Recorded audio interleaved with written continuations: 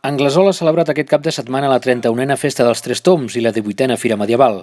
Com marca la tradició, enguany prop de 90 carros i 300 cavalleries han desfilat engalanades pels carrers de la vila urgellenca, en honor al patró Sant Antoni Abat. I aquí tenim, passant per primer cop per la tribuna, en el primer tomb, aquell carro d'Anglesola, tirat per 5 cavalls, manat pel Genís.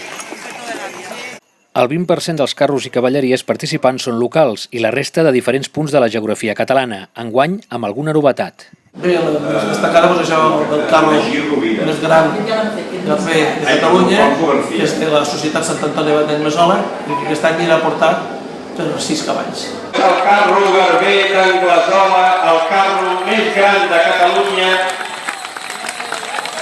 enguany té la novetat que va tirat per primera vegada per 6 cavalls. El porten la mateixa gent d'Anglesola, la gent de l'Espai Carro. Un aplaudiment per aquest carro impressionant, aquest carro garber d'Anglesola. És un carro que també s'ha passejat per molts pobles de Catalunya portant el nom d'Anglesola per arreu del país. Paral·lelament, Anglesola ha acollit durant tot el cap de setmana la 18a Fira Medieval, plenament consolidada amb productes locals i de proximitat artesanals. El centre de la vila s'omple de parades i de tallers de demostració d'oficis i l'ambientació musical i teatral omple els carrers amb cercaviles.